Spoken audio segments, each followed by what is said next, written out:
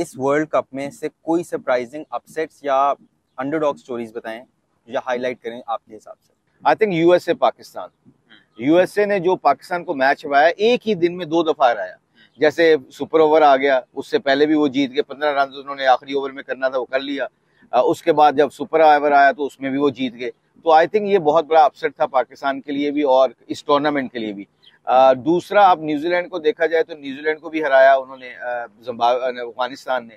वो भी बड़ा एक बहुत बड़ा अपसेट था, क्योंकि न्यूजीलैंड टीम हमेशा सेमीफाइनल और फाइनल में क्वालिफाई करती है। तो ये 2 अपसेट हुए थे, मगर दोनों का क्रेडिट अगर देखा जाए तो लोग बहुत अंडरडॉग समझते थे यूएसए को। मगर बजल, let me tell you one thing, USA के जितने भी प्लेयर हैं वो सारी दूसरी कंट्री से आए हुए हैं।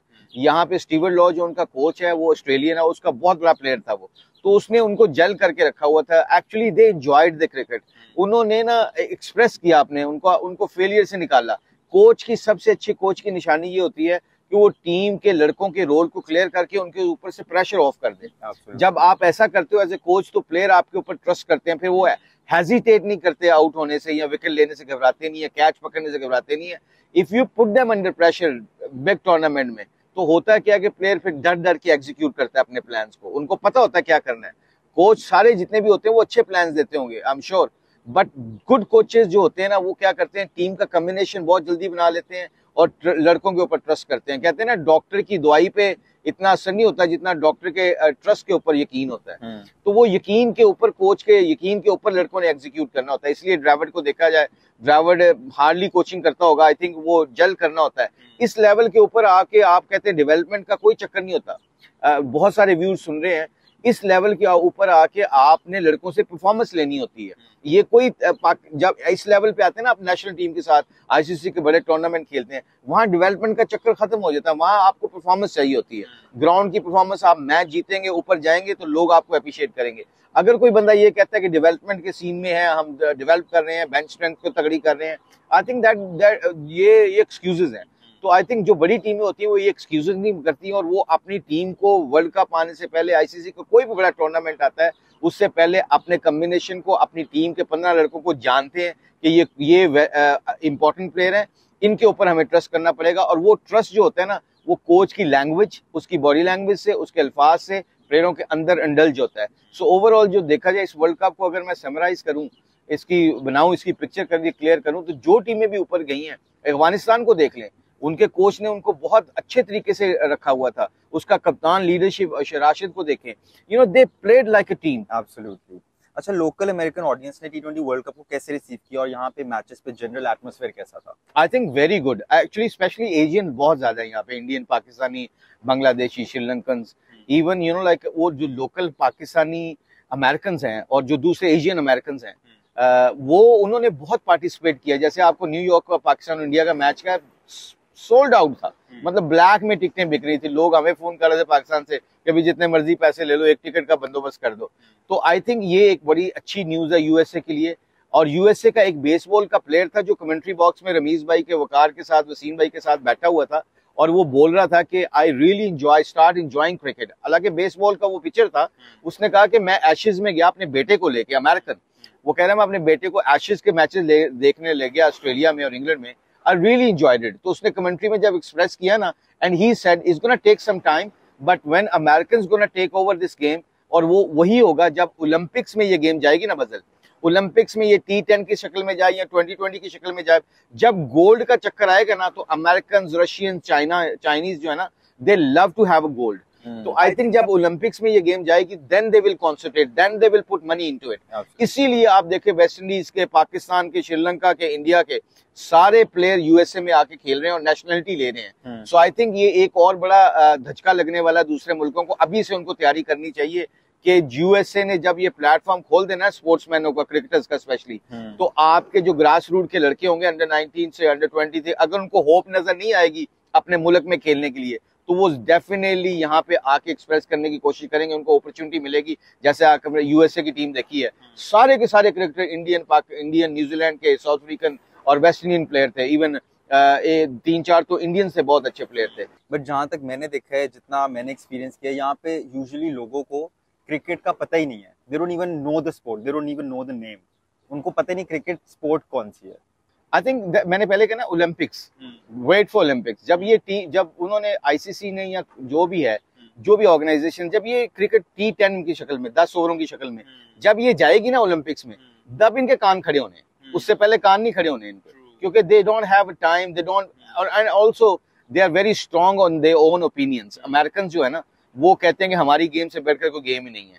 वो अमेरिकन फुटबॉल खेलते हैं, सॉकर नहीं खेलते, वो बेसबॉल खेलते हैं, क्रिकेट नहीं खेलेंगे, क्योंकि उनके अंदर वो एक बन गया हुआ है, जो भी यूरोपियन गेम खेलेगा वो अमेरिकन नहीं खेलते, because they think you know like वो उनको फॉलो करते हैं, and they like to people follow them rather than they follow people. So I think ये एक उनकी ईगो है, और वो ईगो को तब दूर होगी जब गोल्ड मेडल इनके हाथ से निकलेगा या गोल्ड मेडल के चक्कर में पड़ेंगे, then they will spend more time. And I think, I believe Indian और पाकिस्तानी जो एक बहुत अच्छा काम कर रहे हैं, अपने Pakistani, Indians, Sri Lankan, West Indies के हीरोज को बुला के ना यहाँ पे स्कूल्स के अंदर कोचिंग करवाएं, स्कूलों में गेम अवेयरनेस करवाएं, स्कूलों में आप 5 ओवर की गेम खिलवाएं, ताकि उनको एक मौका मिले। और मुझे लगता था कि इस आईसीसी को चाहिए था कि अमेरिकन जितने भी स्कूल थे उनको फ्री बुलाते, और फ्री बुला के एटमॉस्फेयर इंडिया और पाकिस्तान मैच का दिखाते, तो आई थिंक उसमें से बहुत सारे लड़कों ने अडॉप्ट करना था ये सिचुएशन को। आई थिंक यहाँ से थोड़ा सा मिस्टेक हुआ आईसीसी से, कि वो उनको स्कूल के लड़कों को बुला के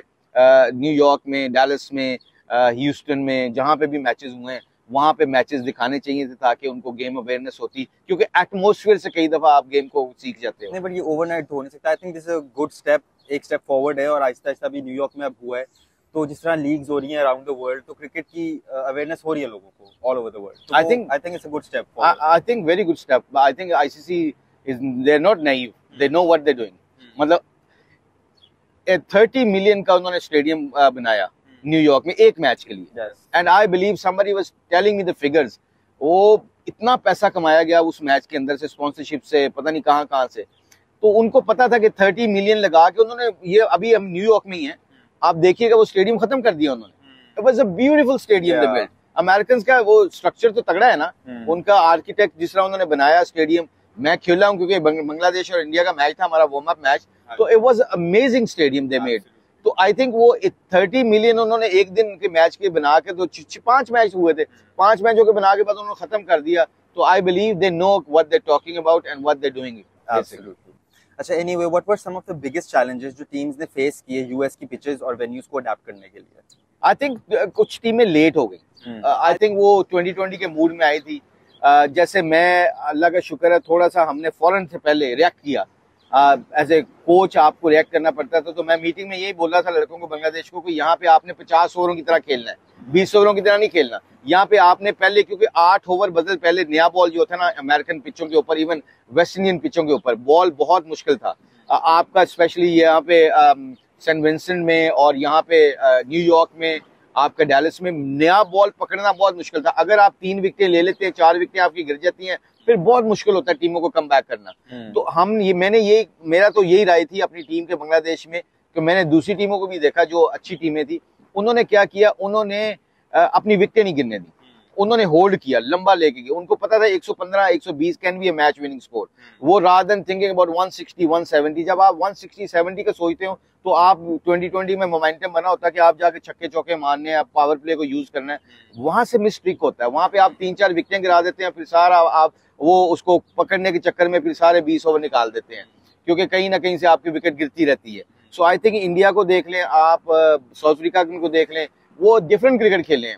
अफगानिस्तान को देख लें आप, 10 ओवरों में उन्होंने 40 किया होता है एक मैच में ऑस्ट्रेलिया के खिलाफ, और एंड में 140 करके मैच जीत गए।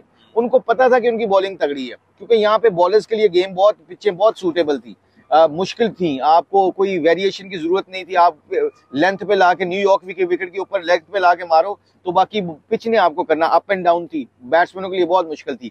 इसीलिए जो जिन टीमों ने 50 ओवर की तरह खेले हैं और विकेटें हाथ में रखी हैं, उनको बहुत फायदा हुआ। उन्होंने गेम अवेयरनेस बहुत जल्दी सीखी और बड़ी जल्दी अडेप्ट किया सिचुएशन को। और बॉलर्स ने भी, कई बॉलर्स मैंने देखा कि एंड तक यॉर्कर मारते थे, और यॉर्कर मारने की ये पिचें ही नहीं थी, ये तो लेंथ बॉल की पिचें थी। स्पिनर को यहाँ पे ओवर स्पिन करना पड़ना था इनटू द पिच।